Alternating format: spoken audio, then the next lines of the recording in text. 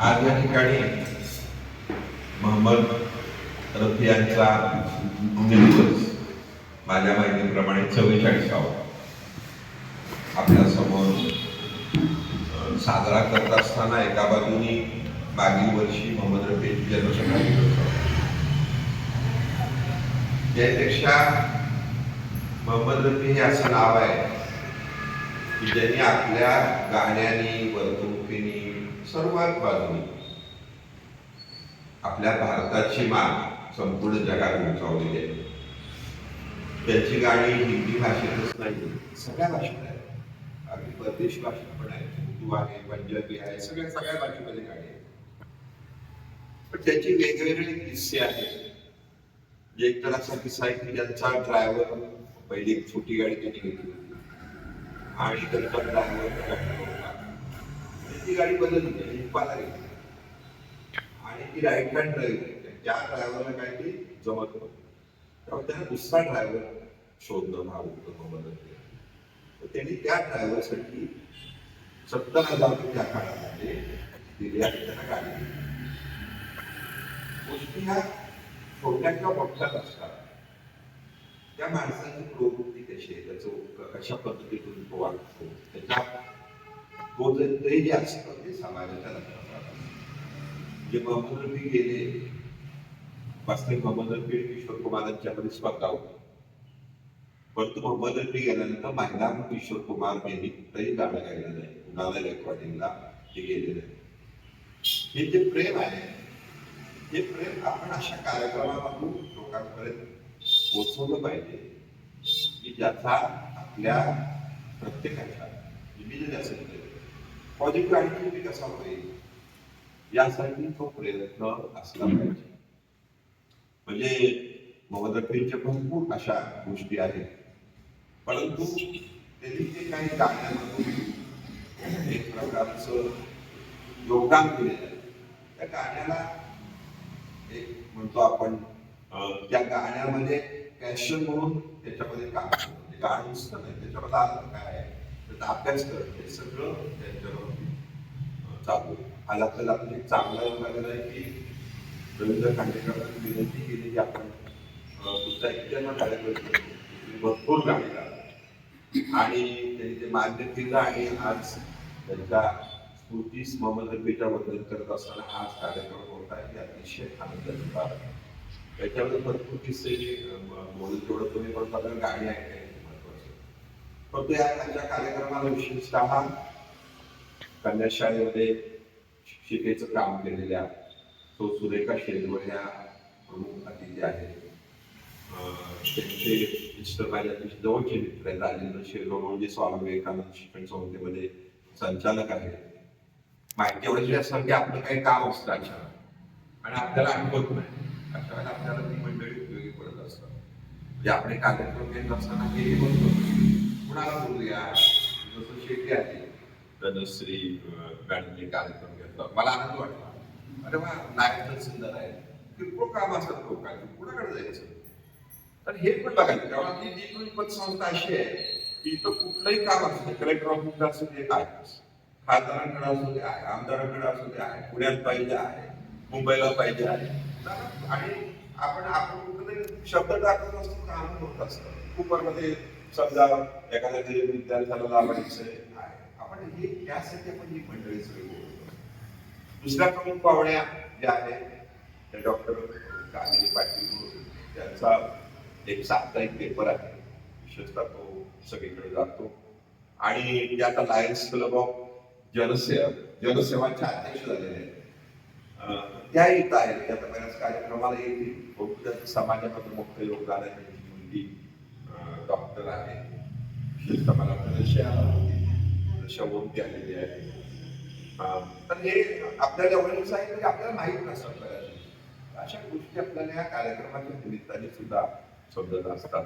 आणि रोळी आपली नेहमीच आहे, परंतु आज आपल्याला जी गाणी ऐकायला मिळणार आहेत त्याच्यामुळे आपलं सगळ्यांचं मन प्रफुल्लित होईल.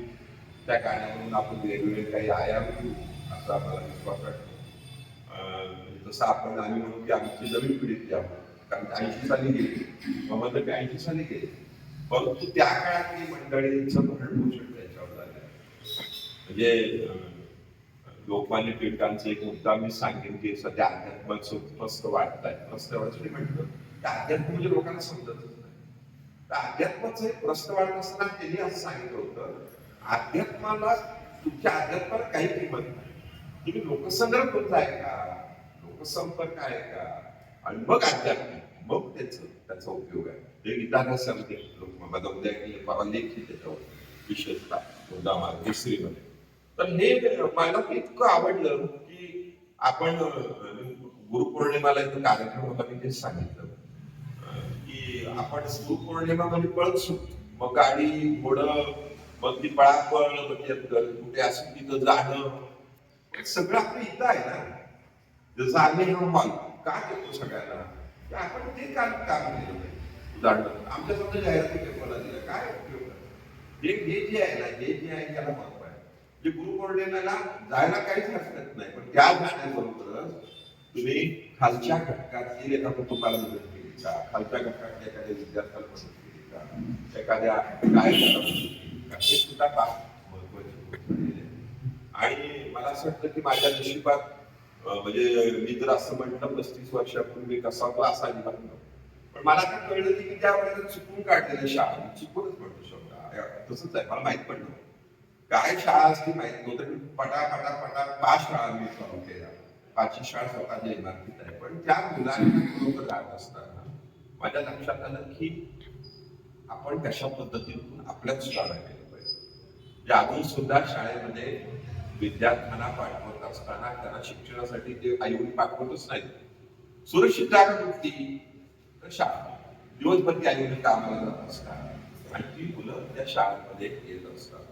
तर हे जे सगळं आहे गाण्यामध्ये आहे, म्हणजे आपण जे म्हणतो हे सांगायचं ते सोडाच आहे, ते सगळं गाण्यामध्ये. तर प्रथमतः तुम्ही आजच्या कार्यक्रमाच्या अतिथी सुरेखा शेटवर याचा सत्कार माननीय वाळके सरांना विनंती करतो की त्याचा सत्कार करा.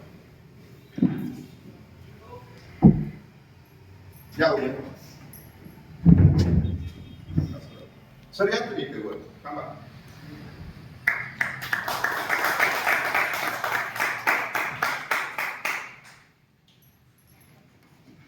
यानंतर मी सुरेखा शेटवांना विनंती करतो की लायन्स क्लबच्या अध्यक्षपदी डॉक्टर कामिनी पाटील यांची जी निवड झालेली आहे त्यांना आपण शाल आणि पुस्तक देऊन जातो आपण सत्कार.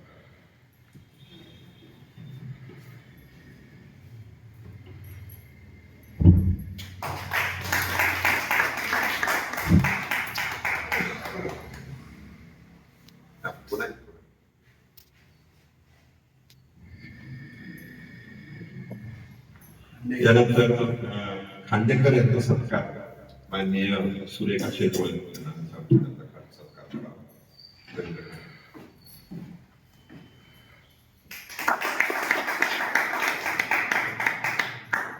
त्यामुळे आजचे सूत्रसंचालन करणारे वारुजीकर सरांचा सत्कार.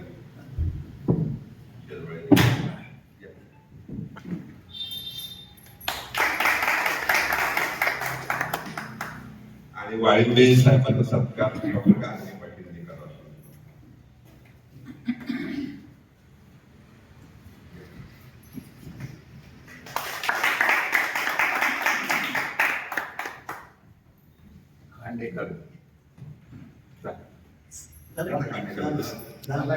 आणि या ठिकाणी आज धनश्री आलेले आहेत त्यांचाही सत्कार डॉक्टर कामिनी पाटील यांनी करावा. दोघी आहेत, दोघींचा एकच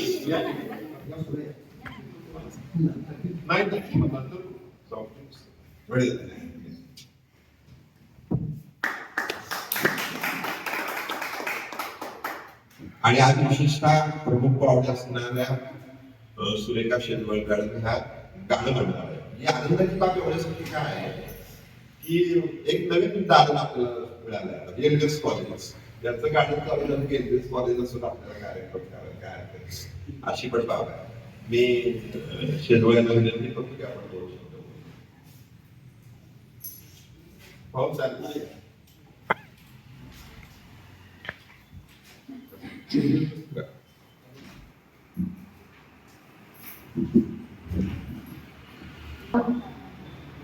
विद्येची देवता सरस्वती, तिला मी विद्येच्या देवतेला मी वंदन करते.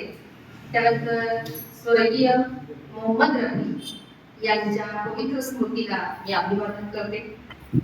तसेच आज या कार्यक्रमासाठी मला बोलवलं, प्रमुख पाहुणे म्हणून बोलवलं, त्याबद्दल श्री चिटणीस सर आणि या ठिकाणी हे जे संयोजक आहेत, आयोजक जे आहेत, या सर्वांचे मी आभार मानते.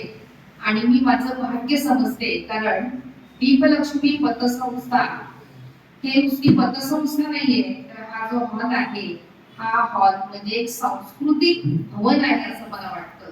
कारण या सांस्कृतिक भवनामध्ये अनेक कार्यक्रम होतात. मी खूप कार्यक्रमाला इथं आले, खूप कार्यक्रम या ठिकाणी ऐकले, पाहिले.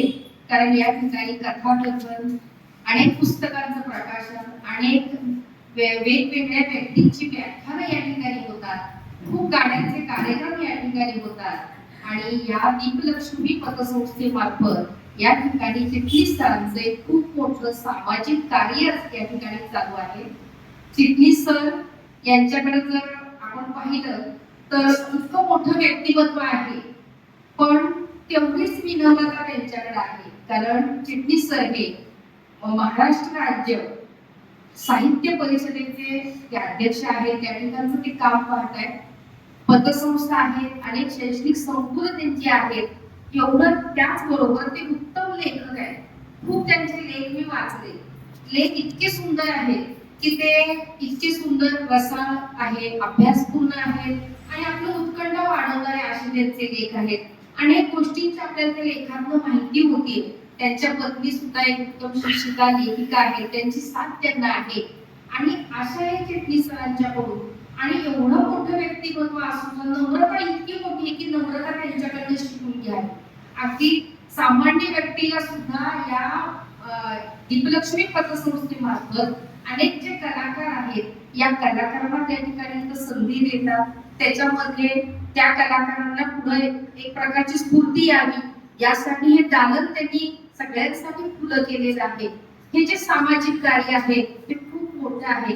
मला वाटतं की या ज्या दालनामध्ये जे कार्यक्रम होतात, त्या कार्यक्रमांमधून माणसाच्या मनाची मशागत होते. कारण माणसाला नुसतं अन्न वस्त्र निवारा एवढ्याच गोष्टी अपेक्षित नाहीये, तर आपल्या बौद्धिक सुद्धा आपल्या काही गोष्टी आहेत, त्या बौद्धिक गोष्टींसाठी सुद्धा काही खाद्याची गरज आहे. आणि हे सगळं देण्याचं काम या संकुलामार्फत होते. कारण चिटणीस सर काय करताय तर माणसाच्या मनाची मशागत करताय, संस्काराची बीज या ठिकाणी त्या माणसाच्या मनामध्ये पेरतायत आणि उत्तम असा सुसंस्कारी आणि जबाबदार माणूस या समाजामध्ये घडवण्याचं काम करतायत. खरोखर चिटणीस सरांना मी सगळ्यांच्या वतीने या ठिकाणी धन्यवाद देते. खूप अतिशय चांगलं असं काम या ठिकाणी चाललंय आणि अशा या ठिकाणी मला या ठिकाणी बोलवलं, मला या ठिकाणी बोलण्याची संधी मिळते, हे मी माझं खरोखर भाग्य समजते. त्याचबरोबर आज रफी के नाम, आज की शाम रफी के नाम हार्मोनी ग्रुपचे जे प्रमुख आहेत रवींद्र खांडेकर सर, यांना सुद्धा मी धन्यवाद देते. त्याचबरोबर व्यासपीठातील डॉक्टर कामिनी पाटील यांना सुद्धा मी धन्यवाद देते.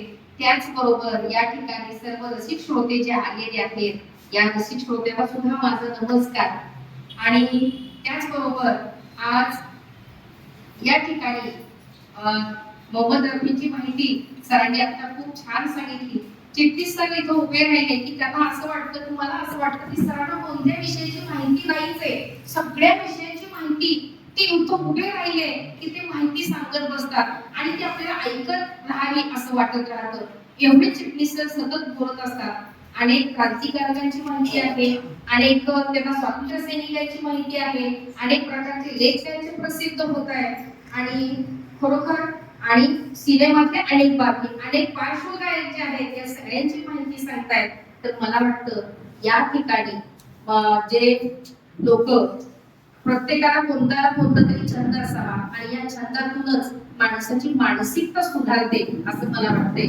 आणि यासाठी सर या ठिकाणी काम करतायत. आपण आज अनेक पार्श्वगायक या ठिकाणी होऊन गेले. आज रफीची शताब्दी साजरी केली जाते. हे वर्ष शताब्दीचं वर्ष मानलं गेलेलं आहे, म्हणजे आहेच वर्ष, आणि ते वर्ष आपण साजरं करतोय. अनेक पार्श्वगायक होऊन गेले. लताजी आहेत, आशाजी आहेत, किशोरदा आहेत, असे अनेक मुकेशजी आहेत, असे अनेक पार्श्वगायक आहेत. आणि या पार्श्वगायकाची ही जी गाणी आहे ही गाणी आपण ऐकावी. या गाण्यांच्या मधून आपल्याला आल्हाददायक वाटतं, थोडं मनाला आनंद मिळतो, स्फूर्ती मिळते. आणि हीच आपण ज्या वेळेला हे कार्यक्रम या ठिकाणी घेतले जातात, या कार्यक्रमाच्या माध्यमातून त्यांना आपण आदरांजली देतोय. आणि त्यामुळं या आज या ठिकाणी खूप छान असा कार्यक्रम ऐकायला मिळेल, आपल्याला मिळणार आहे. आणि मी या ठिकाणी खूप कार्यक्रम ऐकायला आले गाण्याचे, आणि खूप कार्यक्रम ऐकल्यानंतर मलाही वाटायला लागलं की आपल्याही मनाला थोडा विरंगुळा मिळाला पाहिजे, आपणही थोडं गाणं गुणगुणलं पाहिजे. कारण music is medicine of the mind असं म्हटलं जातं की हे जे संगीत आहे ते मनावरचं औषध आहे. आणि खरोखरच संगीतामध्ये खूप मोठी जादू आहे. तर त्यासाठी मी थोडा छंद लावून घेतला आणि मी गाणं म्हणणार आहे, पण तो माझा खूप छोटासा प्रयत्न असेल, तो थोडासा सगळ्यांनी गोड मानून घ्यावा. खांडेकर सरांची उत्तम गाणी आपल्याला ऐकायला मिळणार आहे, ती खूप छान परवडी आहे. आणि मी पुन्हा एकदा चिटणीस सरांना मी धन्यवाद देते आणि या ठिकाणी थांबते.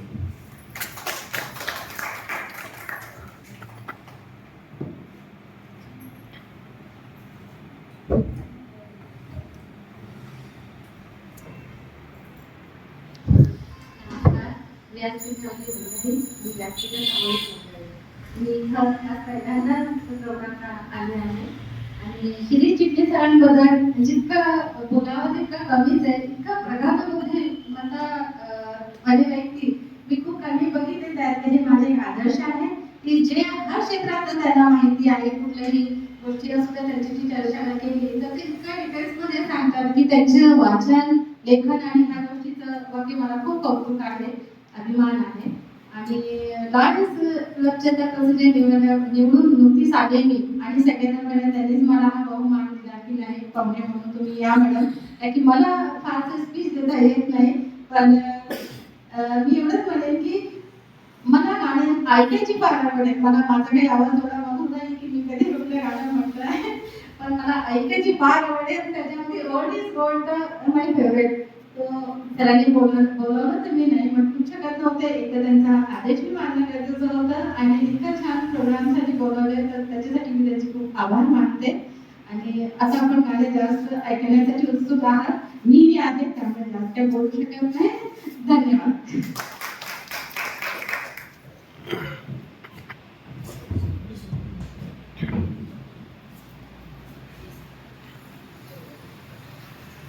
नमस्कार. खरं म्हणजे आपण बोलण्यापेक्षा गाणं म्हणलेलं असतं. हो. जे बोलायचे तेच गाण्यात बोलू दे काय.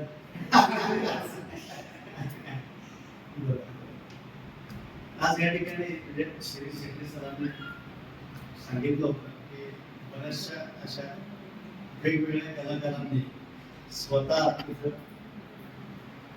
एक व्यासपीठ आहे, त्या व्यासपीठाचा छान उपयोग करून घ्यावा आणि आपल्या स्वतःला एक्सप्लोअर करावं. तर त्याची सुरुवात म्हणून हार्मोनी ग्रुपचे इथे 2 कार्यक्रम झाले, आता हा 3रा कार्यक्रम आहे. आता आपण खऱ्या अर्थानं रफी साहेबांना श्रद्धांजली म्हणून 64 ते 74 मध्ये काही त्यांचा जो अल्बम आहे तो या ठिकाणी आपण घेतलेला आहे. तर आपण आता वेळ न घालवता सुरुवात करूया. थँक्यू.